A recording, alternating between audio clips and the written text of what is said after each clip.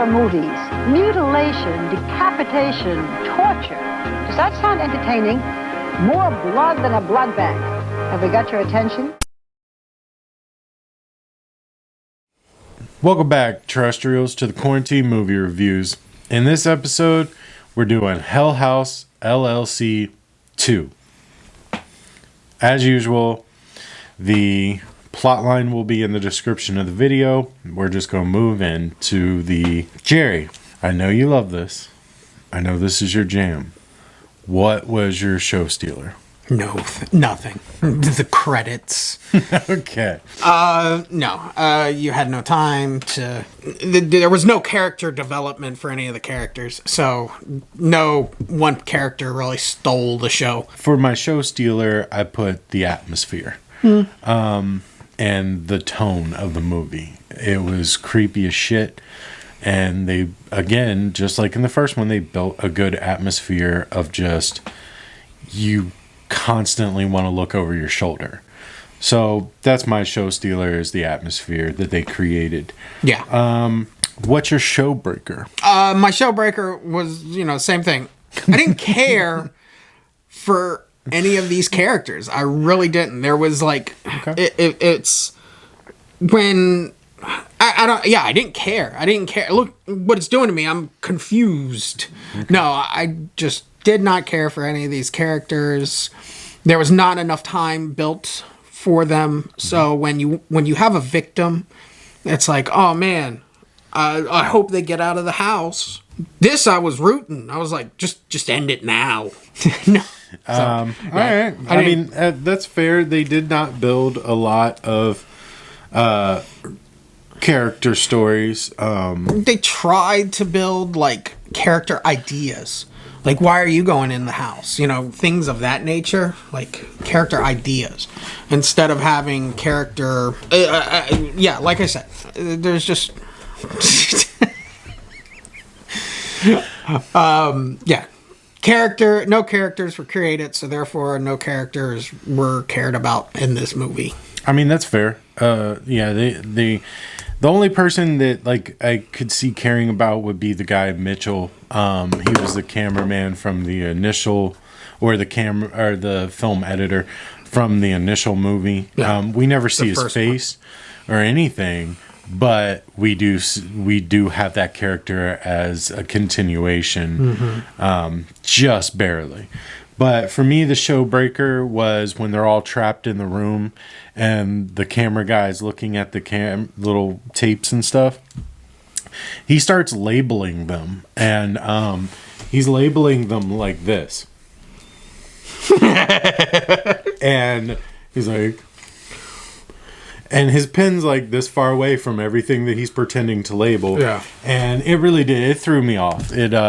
I was like, what the fuck, man? Nobody noticed that, or nobody said, hey, man, actually write on these tapes, because nobody gives a shit. It's a fucking movie. Those tapes probably don't even work. Or act like you're writing on them. Yeah. No, yeah. He acted like he was writing on them. That was his best portrayal of acting like he wrote on them. Yeah, like you do to your boss when he's like, write this stuff down. And you're like, oh, yeah, okay. It's just like...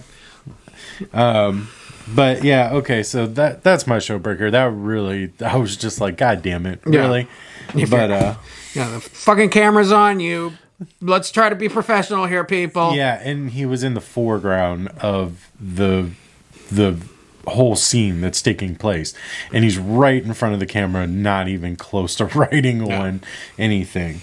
But who would that be on? Would it be on the director for not seeing it and going, cut? What the fuck? Yeah, I think so. Okay, yeah. I think that the director should have been like, dude, we can see that the pen's not touching the paper. Yeah.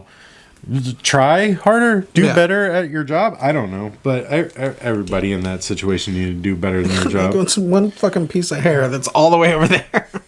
All right, so moving into the next category, notable effects. Do you have anything for this? They threw a couple of those filters from to make it look digitally glitching, like a camera falls, or it's a spooky monster, but it looks really bad, so we got to glitch it out and stuff.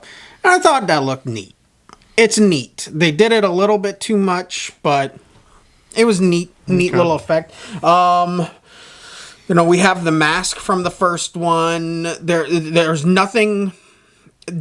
This should have just been called HOUSE LLC also, because if there was nothing new, like no effects, no money was thrown into this.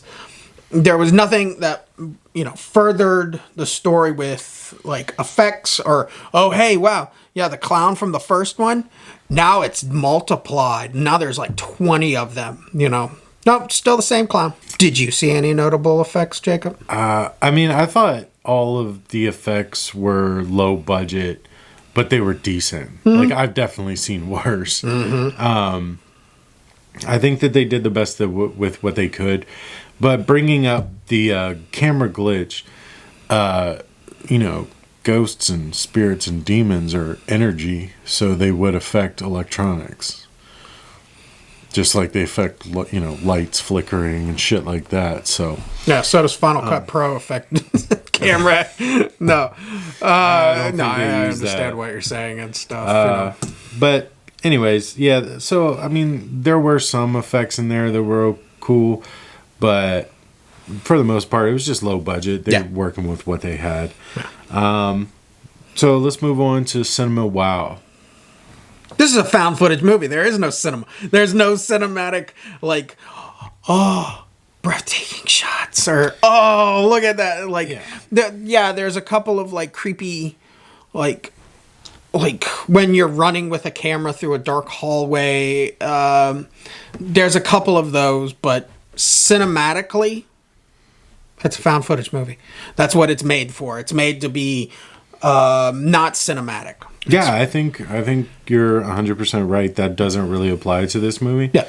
I think they did a good job, though, as far as camera work of panning across the ghosts. Now, they did this in the first one, and they upped it in this one.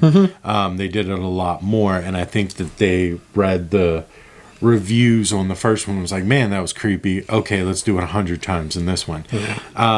Like when they're panning across in that dining room towards the end of the movie, and that girl's sitting there, and he like pans this way and she's facing this way, and then he pans back and she's looking at him. Yeah, that shit is cool. That's the kind of thing that I find creepy. Like, that's not supposed to move.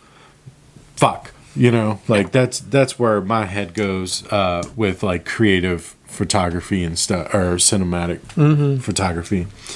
But yeah, all right, fuck it.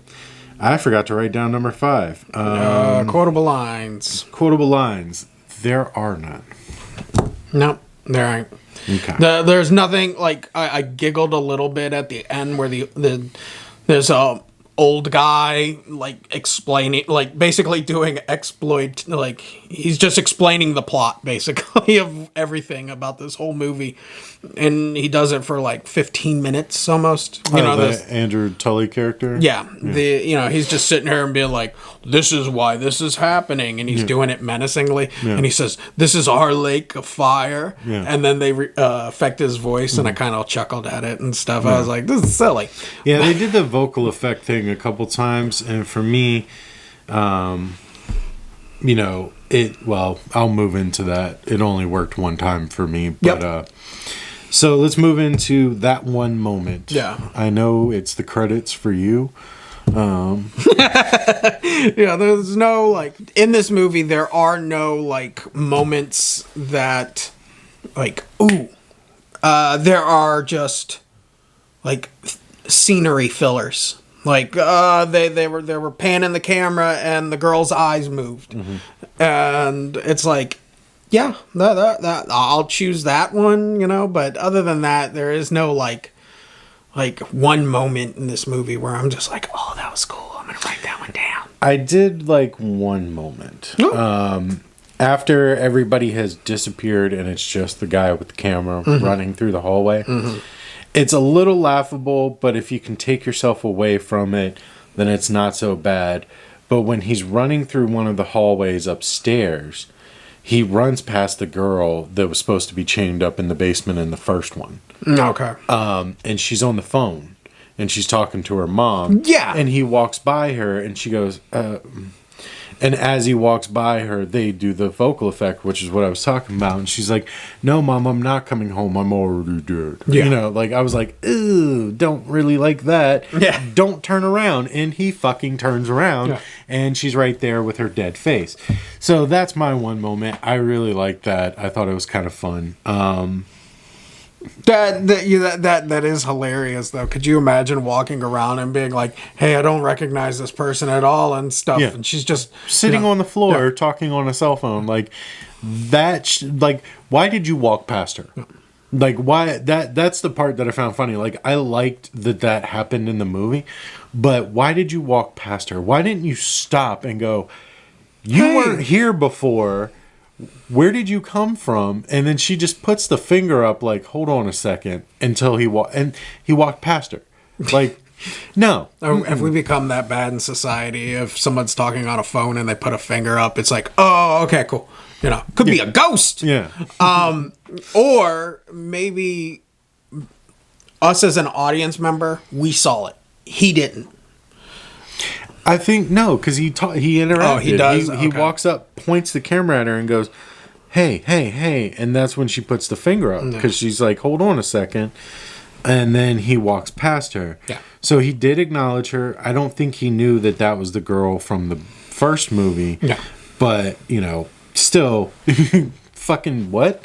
Yeah. All right. So moving on into soundtrack and score. There's none. There's no soundtrack or score in this. There's no music. There's no music, but there are sound effects to use the scares. And they did okay with that, I guess. There was nothing over the top. There was nothing like... Some movies yell at you in those moments where they make it like so much louder than the rest of the movie. Yeah. They didn't do that. They made it a little bit more subtle. And I appreciate that. Yeah. But, all right, so skipping on to number 8. So, meat and potatoes, what do you think? Circus peanuts. Okay. just a glob of hardened just junk that I don't know why anybody would ever eat. Okay, but he willingly watches Suburban Sasquatch. I think it's a good mix of both. There are a lot of potatoes here, but...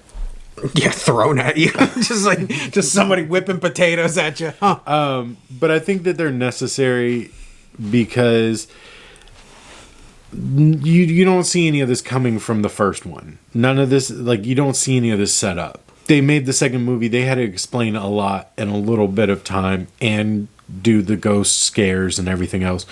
So the potatoes are very necessary to lead you along in the story. And,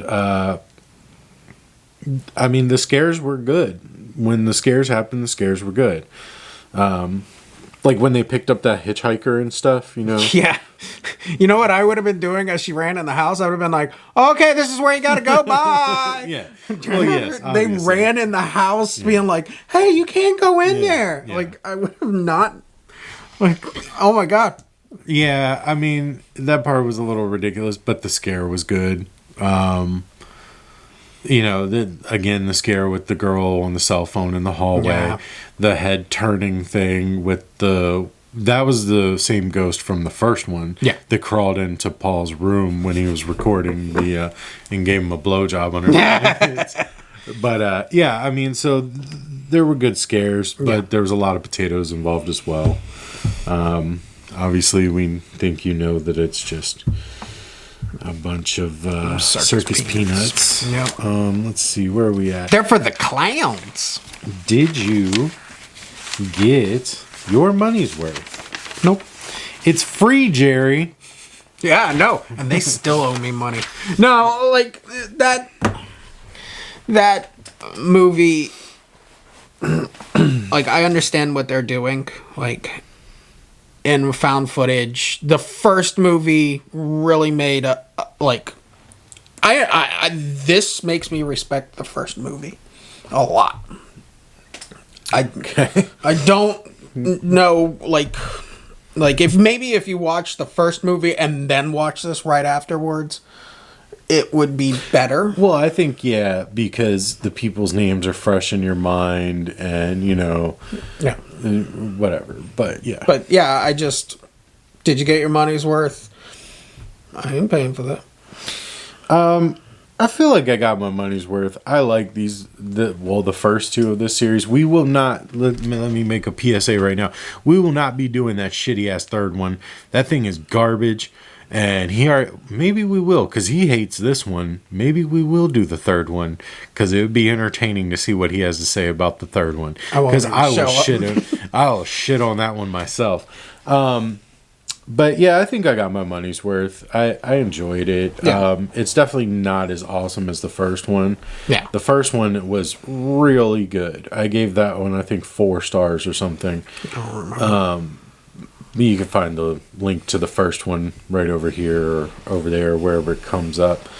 But yeah, so I got my money's worth. Cool. How many stars did you give this one? I'm going to give it 2. As bad as it was, like I said, if there is no part 1 and part 2 of this, you just watched it as one full length, it might be better.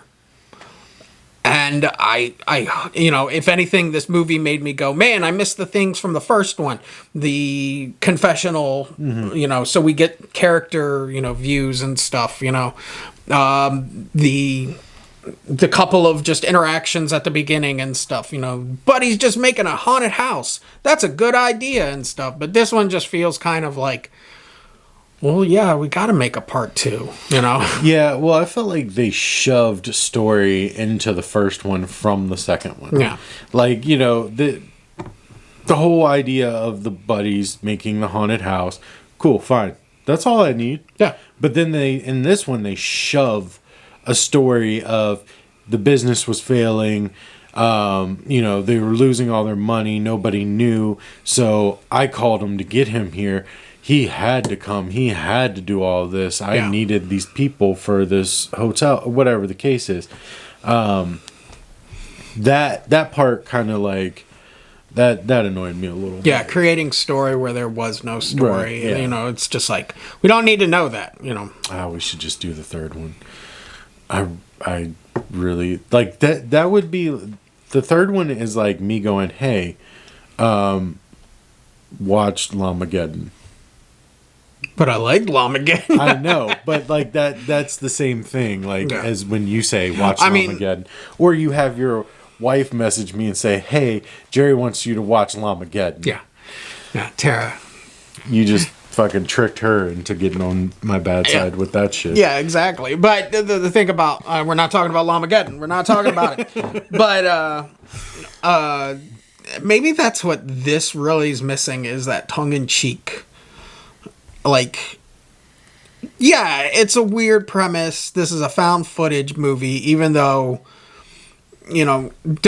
found footage movies, their main attraction is the startle, the quick, that's what it is. I'm not going to like stop going, like, I don't like Halloween movies because of HOUSE LLC, because it's, haunted. I don't know where I'm going. Cut all this shit out. Nope. Yeah, so for my stars, I'm going to give it, I wrote down 4, but I think I was still, the entire time I was watching this one, I was just remembering the first one and how fondly I liked it. So I ended up giving this more stars than I think I really would if I look at this as a standalone film. So I'm going to I'll give it the run-of-mill 3. It's not the worst thing I've ever seen. It's not the best. It doesn't touch the first one. The first one's great. Yeah. This one is okay. Leave it in the comments if you want us to do the third one and what you thought of this one as opposed to the first one. And like, subscribe, share. We're here every week. Join us. And we'll see you next time.